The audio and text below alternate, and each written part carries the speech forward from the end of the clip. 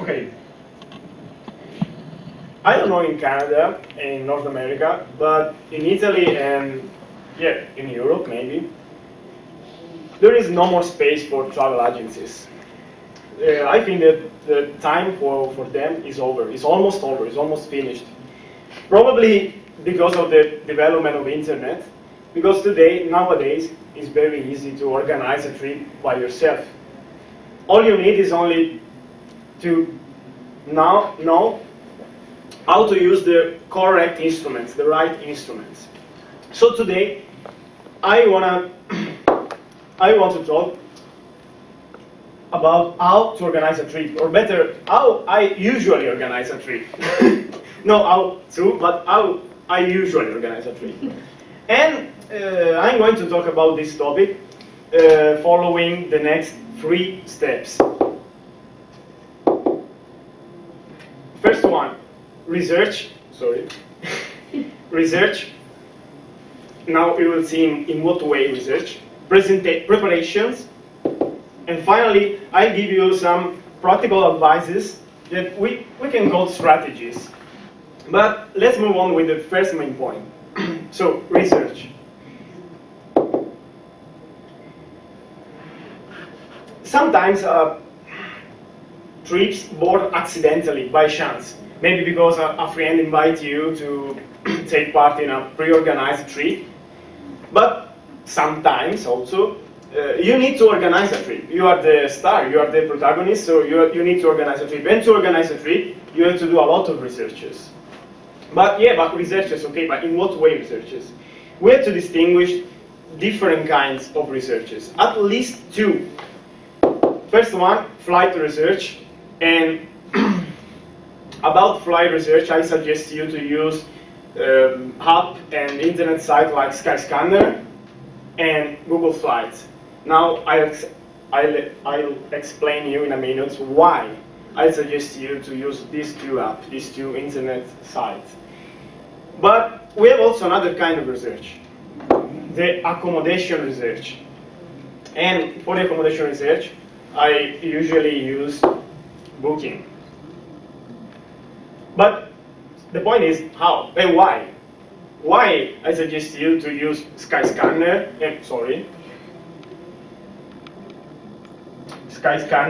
and Google Flights, for example.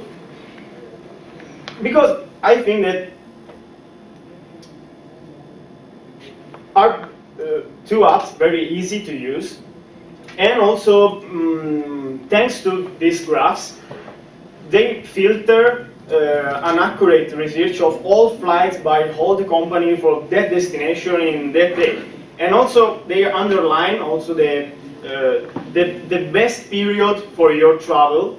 Best period, I mean economically speaking, obviously. So that's why I suggest you to use these 2 apps, these 2 internet sites, even if actually, to be honest, I never buy tickets, flight via Skyscanner or via Google Flights. I always prefer to buy the tickets directly with the official site of the company flights. So we can say that I abuse of this internet site only to search the flight, the best flight and the best price. But I never use this site to buy the tickets. And so, why Skyscanner and why Google Flights? But now,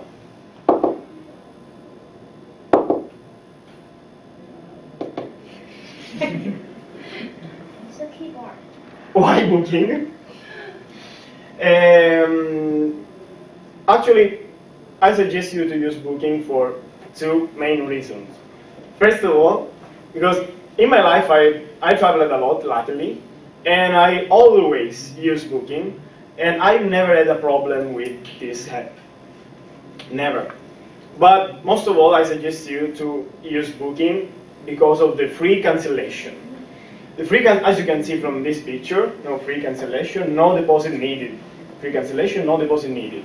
I think it's the one of the most important things, in organizing your travel, your trip, because the free cancellation obviously gives you a lot of flexibility. in planning your schedule, your trip. Because, for example, last moment, you can change your reservation, no? Because sometimes, or almost always, booking allow to you to cancel the reservation until the day before your arrival at the destination. So I think it's the best reason why you have to choose booking for your accommodation research. Now, when you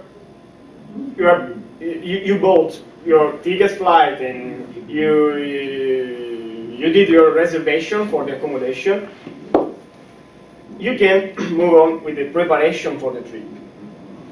And I think that the best thing, the most important thing, and the first thing you have to do about the preparation is buy touristic guides. I usually buy this brand of touristic guides, Lonely Planet. Maybe most of you know this Lonely Planet guides. And because I really like this kind of guides, because they mix beautiful pictures, beautiful visuals, and great contents, especially for young people, because there are a lot of suggestions for the nightlife, for example, and a lot of categories. And in particular, I suggest you to use the Lonely Planet Pocket, because of the size, obviously. Because of the size, you can carry it very easily in your pocket. And the content is almost the same of the regular size, of the regular one. And I think that read the touristic guide before your trip is an important moment. Obviously, because of your schedule, because consent you to create your schedule, but also because reading the guide, you can become aware of all the attractions you are going to visit in that destination, and you have also the possibility to buy online the tickets for the attractions, optimizing your time, avoiding lines, for example. And now,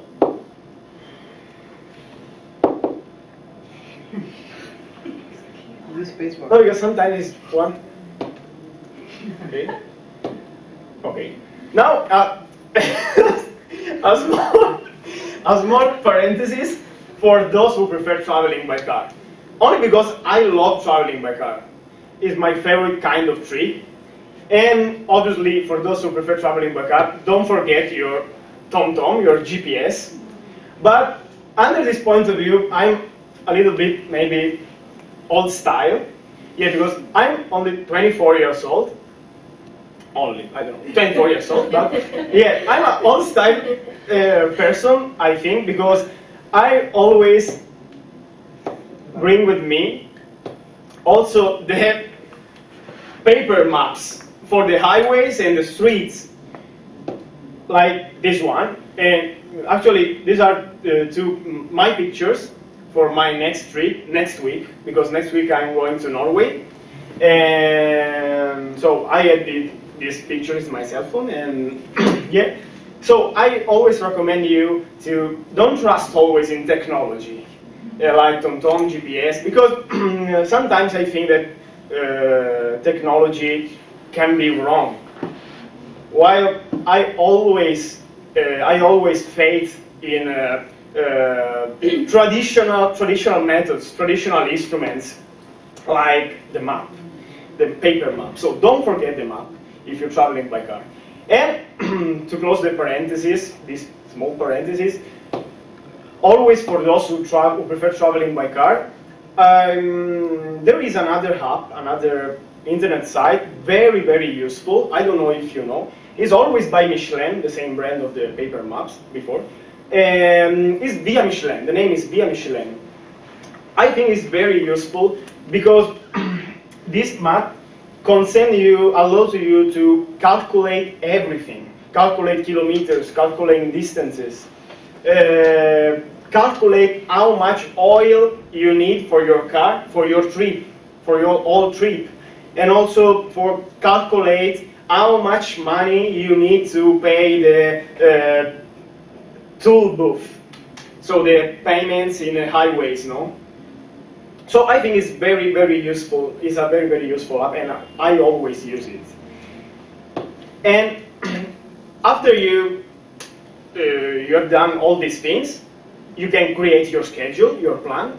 Actually, this is my schedule is not complete, but doesn't matter. I had only this picture in my cell phone, and this is my half schedule for my next trip in Norway. As you can see, there is all the places in which I will go, and in which I'm going to visit: Bergen, Kabelberg, Bodø, like the different cities, not cities, very small villages, towns in Norway.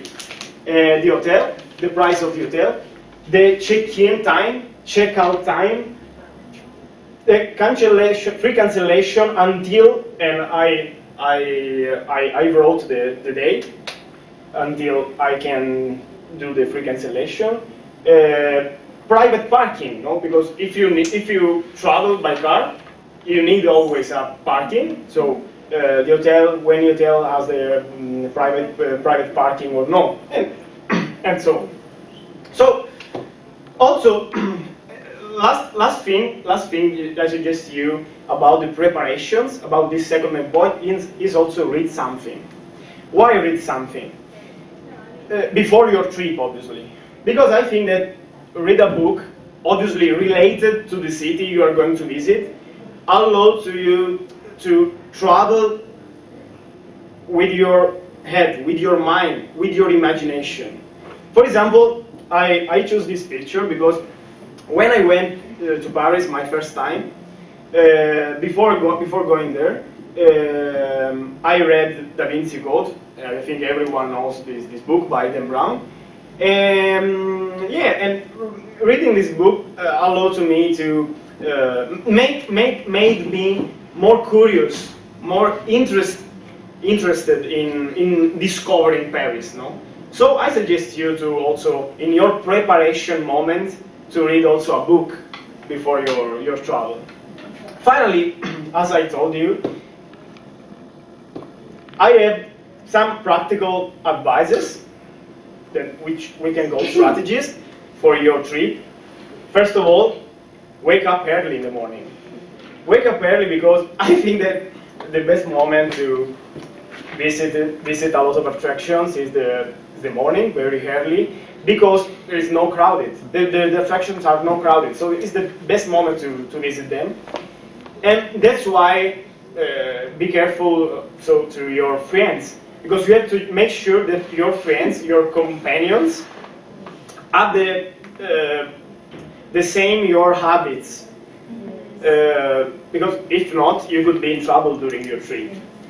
And also avoid, when it's possible, second suggestion, second advice, avoid when it's possible public transport.